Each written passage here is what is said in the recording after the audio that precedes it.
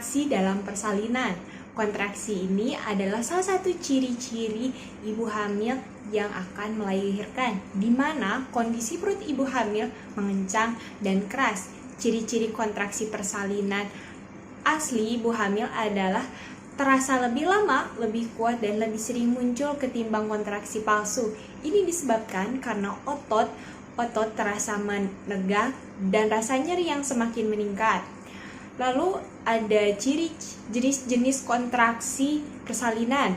Yang pertama yaitu kontraksi dini. Kontraksi dini terjadi pada awal kehamilan, yaitu pada trimester pertama.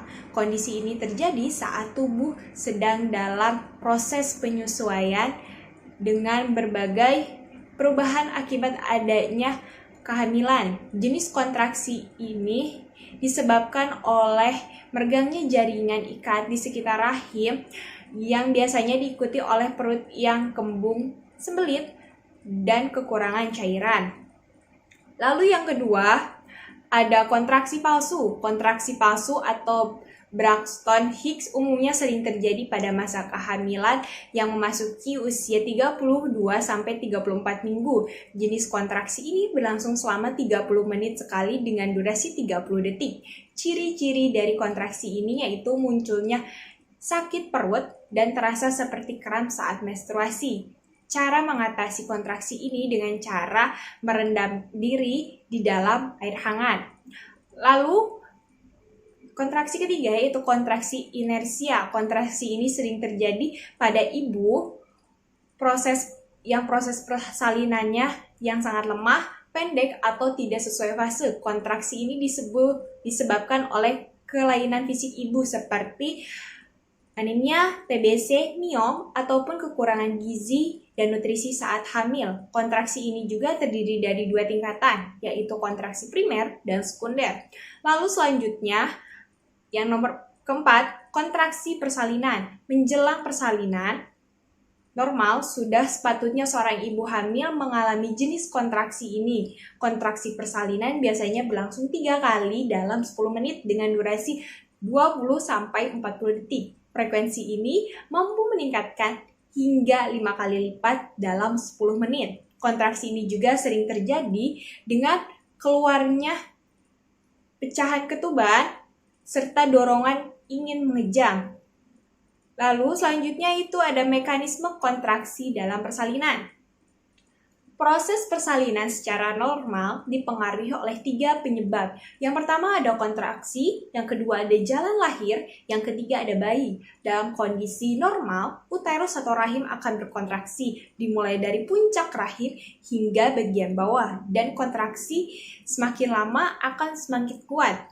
Hal-hal yang dapat menyebabkan persalinan melambat dikarenakan pada saat pembukaan tidak terjadi ataupun terjadi keterlambatan. Misalnya, yang pertama ada kontraksi yang tidak normal atau adekuat, yang kedua bayi yang terlalu besar, yang ketiga ada distosia, yang keempat ada pintu atas panggul yang sempit, dan yang terakhir kelima kepala bayi yang cenderung tinggi.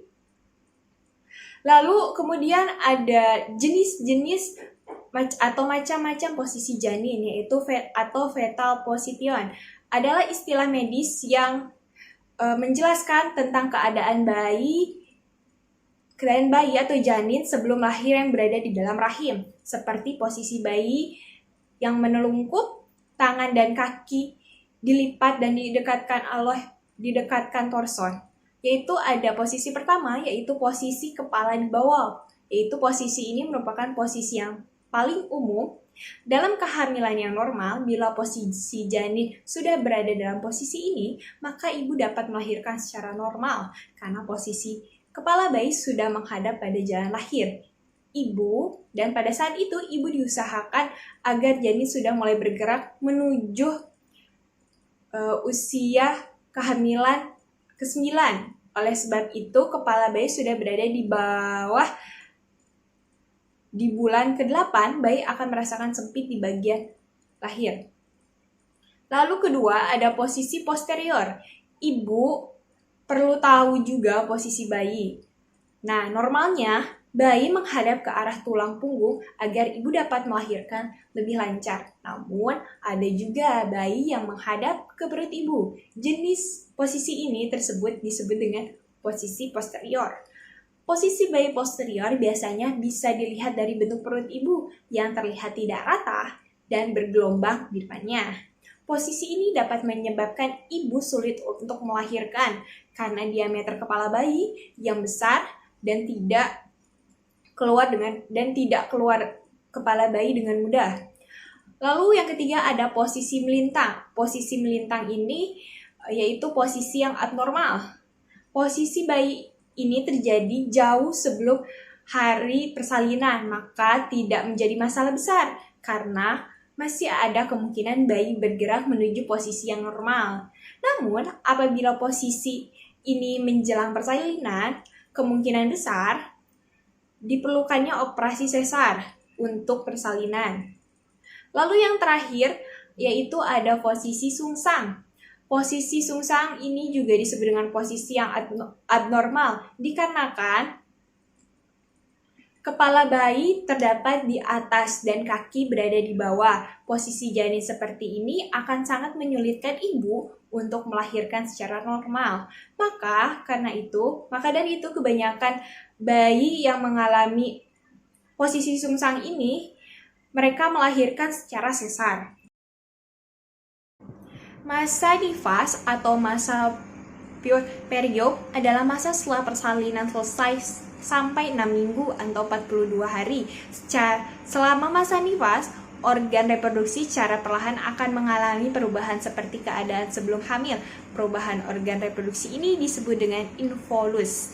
Perubahan anatomi dan adaptasi fisiologis sistem reproduksi meliputi perubahan yang pertama, pada vagina dan vulva. Yang kedua, serviks. Yang ketiga, pada ovarium. Dan yang terakhir, pada uterus. Yang pertama yaitu pada vagina dan vulva.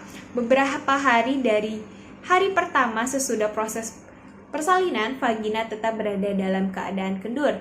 Setelah 3 minggu, vagina akan kembali seperti semula. Karakteristik lockheed atau darah nifas yaitu ada beberapa. Yang pertama ada lockheed rubra atau cruenta, yaitu timbul pada hari pertama dan kedua postpartum berupa darah segar bercampur sisa selaput ketuban.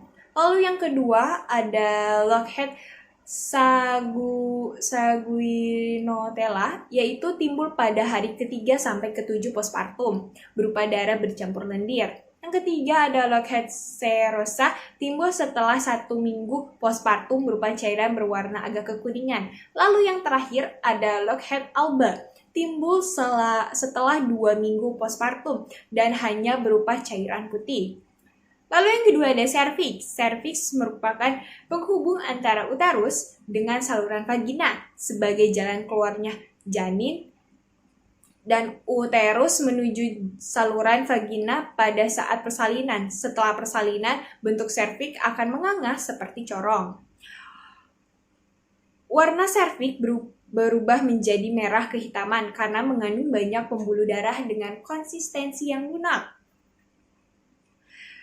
Setelah janin dilahirkan, serviks masih dapat dilewati oleh tangan pemeriksa. Setelah 2 jam, persalinan serviks hanya dapat dilewati oleh 2 sampai 3 jari. Setelah 1 minggu, persalinan hanya dapat dilewati oleh 1 jari. Lalu setelah 6 minggu, persalinan serviks akan tertutup. Lalu yang ketiga ada ovarium. Selama kehamilan, ovulasi akan berhenti. Pada awal kehamilan masih terdapat korpus luteum gravidatum dengan diameter sebesar 3 cm. Pasca plasenta terbentuk, korpus tersebut akan mengecil dan mengeluarkan hormon estrogen dan progesteron. Lalu yang keempat ada uterus. Uterus merupakan organ reproduksi internal yang berongga dan berotot, berbentuk seperti buah alpukat yang sedikit pegat dan berukuran sebesar telur ayam. Panjang uterus sekitar 7-8 cm, lebarnya sekitar 5-5,5 cm, tebalnya sekitar 2,5 cm. Uterus berangsur-angsur akan mengecil atau involusi, sehingga akhirnya kembali seperti semula sebelum hamil. Pada bayi lahir, fundus uteris setinggi pusat dengan berat uterus 100 gram. Pada akhir kala 3, persalinan tinggi fundus uteris teraba 2 jari di bawah pusat dengan berat 750 gram.